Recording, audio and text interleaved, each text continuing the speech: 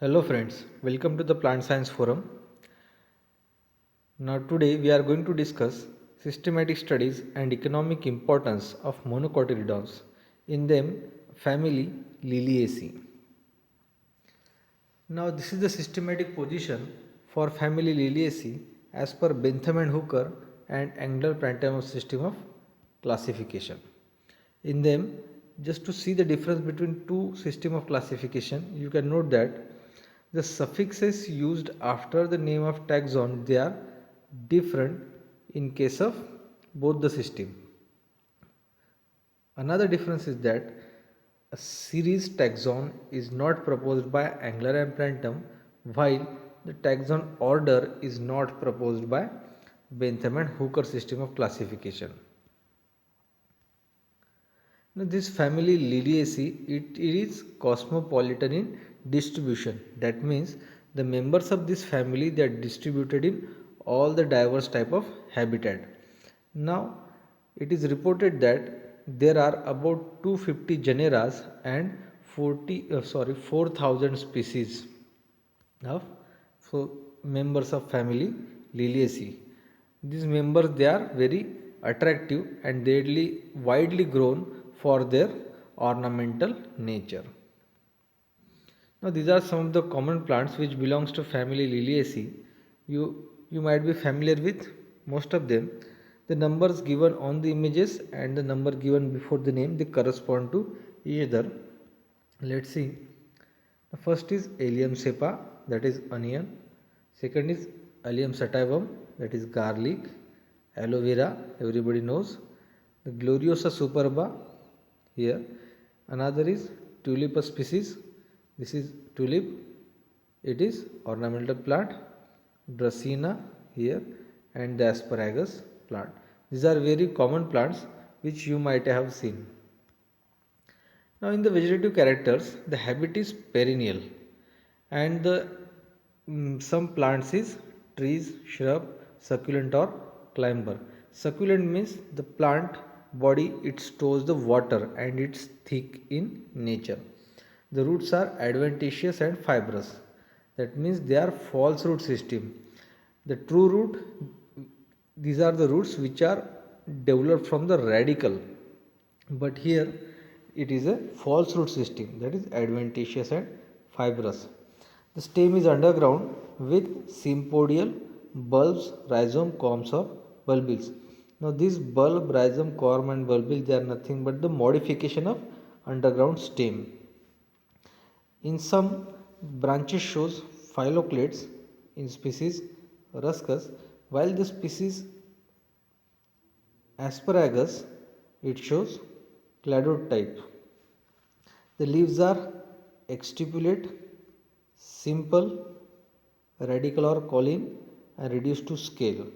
Exstipulate means without stipule. Stipule is a leaf-like structure present at the base of petiole. So in this family, stipule is absent, that's why exstipulate.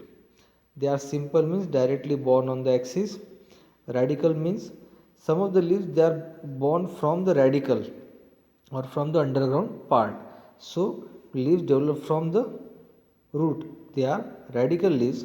Colon means normal leaves which are developed from the node of the stem. In some members they are reduced to scale like structure, very minute structure. Phyllotaxy is alternate and the venation on the leaf is parallel. Now in these images you can see the first plant Lilium polyphyllum, it shows a perennial habitat. Ruscus hypoglossum is a shrub. This is perennial plant. It is a shrub habitat. Now here Dracaena shows a tree-like structure. Here you can see in the Ruscus, aloe vera they are succulent in nature. Now this asparagus, gloriosa they are climber in nature. The roots are fibrous and adventitious and this shows the modification of stem, bulb, corm and rhizome. Here it is the leaf which shows parallel type of leaf venation. Now here you can see exstipulate leaves as the leaf small leaf like structure is not present at the base of petiole, so it is called as exstipulate, no stipule or without stipule. And here lastly it is a sympodial branching. Now here you can see monopodial also. Monopodial means the main axis it doesn't get bifurcate and it will continue without branching, but whereas in case of sympodial main axis get bifurcate and from each node there is a formation of separate axis, then that's why it is called as sympodial.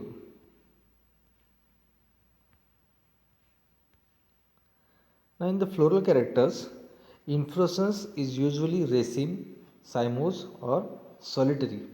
Racemose means floral axis is indefinite, not terminated. Older flower is at the base and younger flower is at the apex and it is still growing. So it is called as racemose. Whereas in case of cymose, inflorescence axis is terminated. Older flower is at the apex and younger flower is at the base. It is called as cymose type of inflorescence. Now this shows the solitary type of inflorescence, that is single flower on the central axis. Whereas in case of allium, cymose appears like a umbel, as you can see in this. Here this cymose inflorescence it looks like a umbel. Umbel means the flower they are growing from the single node and attaining a same height by its similar length of filament. That's why it will form a globe like structure, but actually in case of allium it is a cymose which looks like umbel. Now in particular flower they are bracteate. Bracteate means having leaf like structure at the base of pedicel. Here you can see this is the bract which is present at the base of pedicel. Bisexual means having both sex, male and female. Here center is female and surrounding to it is male. They are actinomorphic. Actinomorphic means the flower can be divided into two equal halves by any plane passing through its center. As you can see here, this flower can be divided into two equal halves by any plane passing through its center. So they are actinomorphic. Trimerous. Trimerous means the floral whorls they are either 3 or in the multiple of 3. Hypogynous means the other floral whorls they are born from the base of ovary. So the flower is hypogynous and they are showy, attractive or ornamental. Now in the perianth, perianth is nothing but the collective term used for the calyx and corolla. If it is differentiated then we can say calyx and corolla, but if it is not differentiated then it is called as perianth, and the individual of member of perianth is called as tepal. So in this family in Liliaceae they are 6 in number and they are arranged in two whorls of 3. See in this diagram, now this tepal, this and this, they are present in a single whorl, and to outer to that there is this 3 whorls. That means this form one whorl and these 3 forms another whorl. So tepal are 6 and they are present in two whorls of 3. Now the tepals may be free or united. As you can see in this tepals they are free from each other, whereas in case of this flower they are united and it will form a tube like structure. In case of some flower the tepals are petaloid, that means they are very colorful, attractive. So the tepals are petaloid, that means like a petal. But whereas in case of some plant they are sepaloid, that means tepals they look like a sepal. Sepal is nothing but the green part which is dull and not too much attractive. The estivation is valvate or imbricate. Here you can see valvate. Valvate means the floral whorls. In case of Liliaceae, perianth, individual member is tepal. So the tepals, they are lying side by side to each other without any overlap. But in case of imbricate, one of the tepal is interior, another tepal is exterior completely, and the other three, they are overlapping to each other. So it is called as imbricate type of estivation.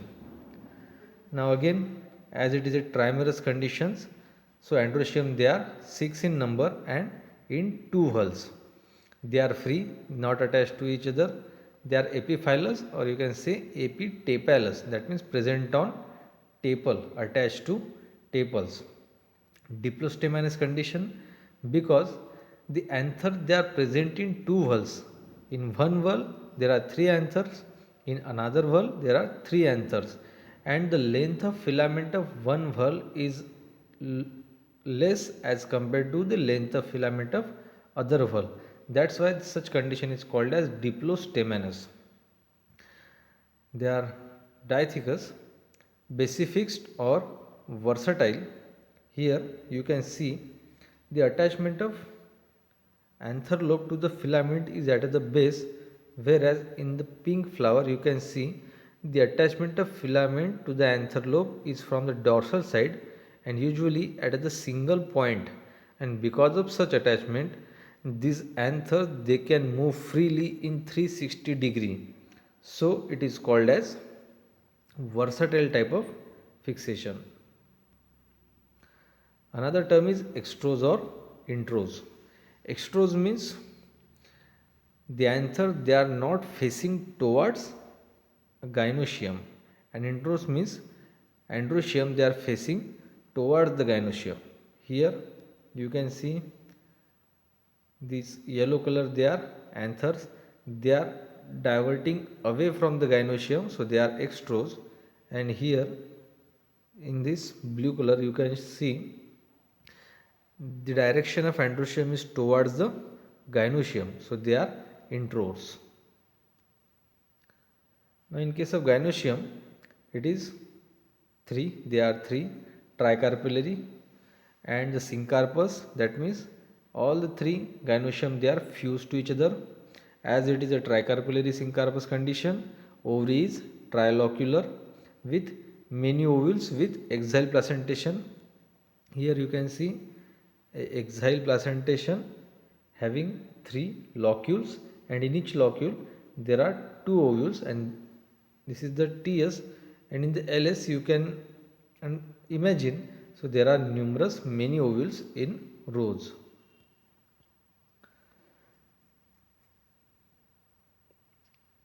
The fruit type is loculicidal capsule or berry. The last image is loculicidal capsule. Now here you can see a berry type of fruit. The pollination is entomophily. You can see a different type of insects leading to the pollination. The floral formula is for the family Liliaceae, bracteate, presence of bract, actinomorphic, bisexual, perianth 6 in case of 3 plus 3, 2 whorls, androecium 6 also 2 whorls 3 plus 3, diplostemanous condition, gynoecium is also 3 fused, so syncarpus, and gynoecium is superior, flower is hypogynous, so that's why there is a bar below the G, and the androecium, they are epiphylous or epitepalous, that's why this arc is given. Here you can see two different floral diagram. So this diagram represents a free condition of tepals and they are here fused. Now, diagnostic features, they are mostly plants members of this family, they are herb or nearly shrub. They show underground stem, and the modification is like bulb or rhizome. Leaves are simple, linear with parallel venation. Perianth is petaloid in 2 whorls. Stamen are also in 2 whorls. Gynoecium is tricarpillary, syncarpus and superior, and the fruit type is berries or capsule. So these are some of the very significant and economically important plants. Allium cepa, that is onion. Second is Allium sativum, that is garlic. Asparagus racemosus, it has some medicinal properties. Aloe vera is used in cosmetics and other many medicines. Lilium and tulipa, it is a ornamental plants. And Gloriosa superba, it has some medicinal properties. So this is all about systematic studies in monocotyledons and in particular family Liliaceae. I hope you understood the topic. Thank you.